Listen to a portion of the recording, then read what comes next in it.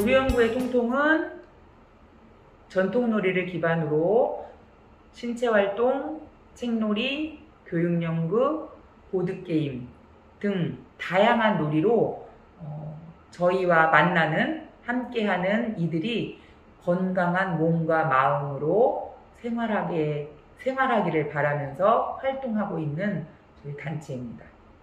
통통을 통해서 저는 개인적으로 성장을 많이 했고요. 그리고 저희 선생님들도 질적으로나 아니면 양적으로나 많은 성장을 하고 있고, 저희를 만난 친구들한테는 노는 즐거움을 알려줬고, 노는 즐거움이 생활의 즐거움으로 연결이 되고, 교육복지대상 친구들을 만나면 학교에 오고 싶어 하는 즐거움도 저희가 선사를 했고요. 더욱 참여할 수 있는 활력소가 되는 것 같습니다. 놀아주는 거는 나의 일이에요. 일이 되어서 나에게 힘들거나 어려워도 해야 하는 과제잖아요. 근데 노는 거는 저도 몰입이 되는 거예요. 그래서 아이하고 같이 같은 입장에서 가르치는 입장이 아닌 같이 노는 친구가 되는 거죠. 그러니까 흔히 말해서 요즘에 깐부라는 말이 많이 뜨는데, 그런 것처럼 친구로 놀아야 되는 거예요. 알려줄 때는 선생님이지만 놀이 시간이 시작되면 나도 친구들, 학생들하고 같은 친구가 돼서 같이 놀아야 된다. 거기에 같이 몰입해서 놀아야 된다라는 거죠.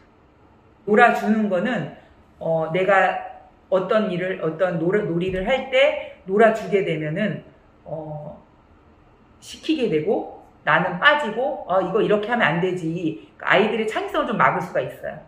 내가 줄 때는 소극적이 될 수 있고, 그런데 같이 놀 때는 그 친구들이 더 몰입하게 되고 나도 몰입하게 되면서 더 생각이 확장이 되고 창의적으로 더 놀이가 발전될 수 있어요. 같은 입장이니까 제안하는 거를 받아들이고 그 제안하는 걸 확장을 해서 다른 놀이로 또 연결이 될 수 있고, 놀아준다라고 하면은 아유 귀찮아, 아니면 내가 알려준 거 내에서만 놀아, 이렇게 되는 거죠.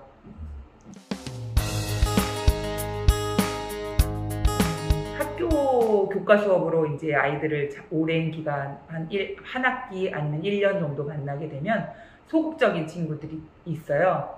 자기 이름도 못 말하는 친구, 그리고 나와서 술래를 하려고 해도 무궁화꽃이 피었습니다라는 예를 들면, 이제 무궁화꽃이 피었습니다 목소리가 안 나와서 제대로 술래를 못하는 친구들이 있는데, 오랜 시간 놀이 경험을 하면 친구들 앞에 자주 서보는 기회가 생기고, 친구들하고 어울리는 기회가 생기고, 자꾸 죽고 살고 하는 경험을 통해서 그 친구들이 내가 뭐 특별하게 나한테 친구들이 집중하지 않는다라는 사실을 알고, 죽었다 나면 다시 살아나고, 내 목소리에 아이들이 내가 적극적으로 해야지 친구들이 나한테 집중해 줘야 되고 내가 놀이가 진행이 된다라는 걸 깨달으면서 적극적으로 변하고, 목소리도 커지고 표현도 더 적극적으로 되어지고 하는 거를 볼 수 있죠. 표현력이 좋아지고, 그 다음에 자기에 대한 감정 조절이 또 어려운 친구들이 있는데, 이거는 하나의 약속이거든요.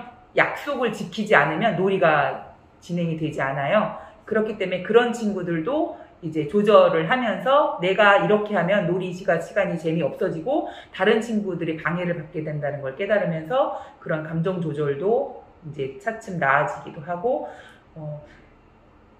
좀 친구들한테 이렇게 소외를 받거나 어려운 친구들이 있어요. 적응을 잘 못하는 친구들이 있으면 이 친구를 도와주는 친구가 생기고 같이 하는 문화가 생기는 거죠. 그러니까 이 친구가 못하니까 따로 떨어져 놓고 너 못하니까 빠져가 아니라 깍두기를 시키든지 아니면 이 친구를 도와주든지 해서 우리 팀이 어떻게든 미션을 성공해 나가고 같이 놀이를 성공해 나가는 거를 만들어 나가더라고요, 아이들이.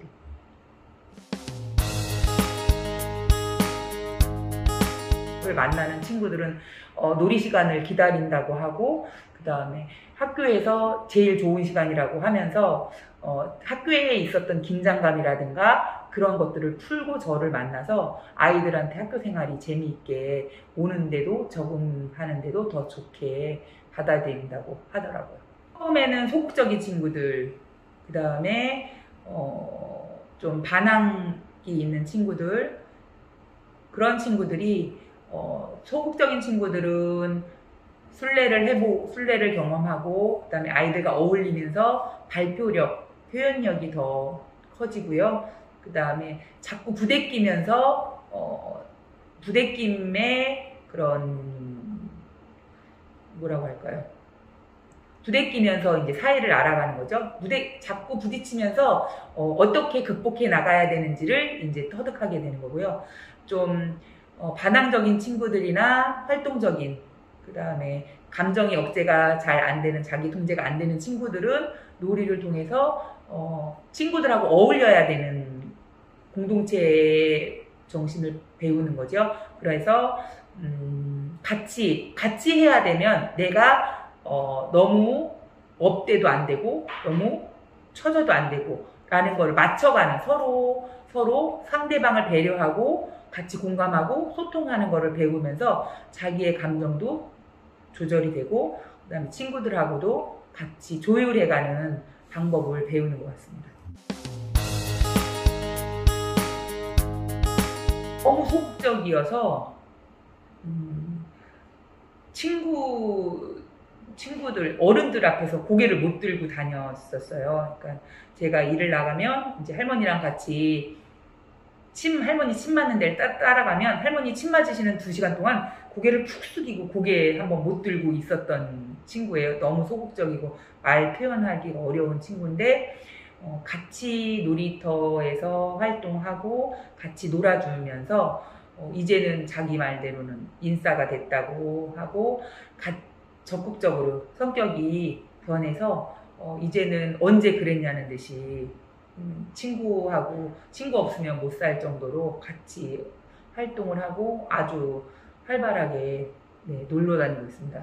공부는 모르겠는데 이 사회성 하나로는, 자기 말로는 자기가 친구들 중재해주고 그 다음에 같이 어려운 거 있으면 자기가 중재해주는 역할을 하면서 같이 하는 모둠 활동이라는 거나 사회성 같은 거에는 자기를 따라올 사람이 없다고 자기 입으로 얘기를 할 정도로 많이 적극적으로 변했어요.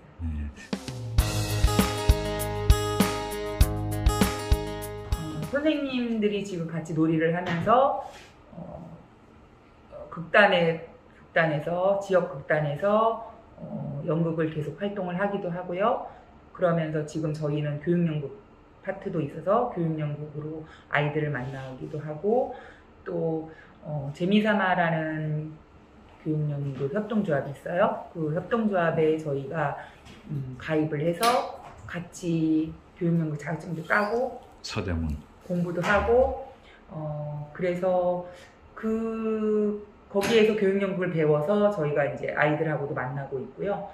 그렇게 활동을 하기도 하고, 또 선생님이 책 관련 지도사 있어서 구로의 한책 선생님으로 아이들 만나고 계시는 분도 계시고, 다양하게 통통해서 활동도 하시지만 개인적으로도 활동을 활발히 하고 계십니다. 놀이를 금기시했죠. 놀고 있네, 놀러 다니냐, 이런 말들이 서로 좋은 말은 아니었거든요. 근데 동물들을 보면 놀이로 모든 생활의 능력을 다 전수받고 그 다음에 능력이 배가가 되는 훈련을 하는 거거든요. 저희가 꼭 그렇다는 건 아니지만 어린이들한테 놀이는, 갓난아이가 자꾸 무는 거, 그 다음에 옹알이 하는 거 다 놀이잖아요. 그 놀이로 생활의 능력을 습득하는 것이고 그 다음에 학습하는 거거든요. 놀이가 논다라는 의미가 굉장히 축소되는 의미로 받아들이시는데, 놀이는 학습이고 배움이고 삶 자체다라고 이야기할 수 있기 때문에 예전하고는 많이 놀이에 대한 인식이 좋아졌어요. 예전에는 노는 거에 대한 거부 반응을 많이 일으키셨는데, 지금은 학교에서도 놀이교육, 유치원 과정에서도 누리교육 과정에서도 놀이교육 과정이 들어가 있고 초등학교 1, 2학년 교과서에도 놀이가 들어가서 접목이 돼서 같이 하는 놀이에 대한 인식은 조금씩 나아지고 있지만 그래도 아직까지는 입시 위주의 교육이기 때문에 학습에는 보다는 놀이는 관심이 덜하고 놀이에 대해서 중요성을 이야기하지 않죠. 하지만 놀이를 빼면 아이들은 아무것도 학습하지 못한다는 사실을 알아주셨으면 좋겠습니다. 네.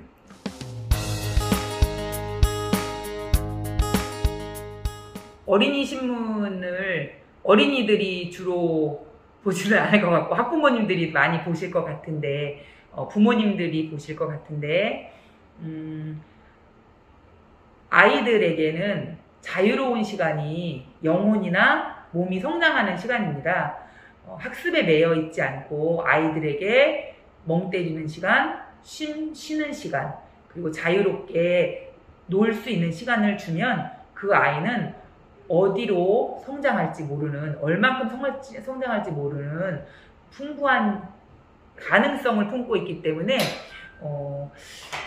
그냥 여기저기 학원이나 그다음에 학습에 너무 집중하지 않으시고 아이들에게 좀 자유롭게 자유 시간을 많이 주시는 것이 되면 좋겠습니다.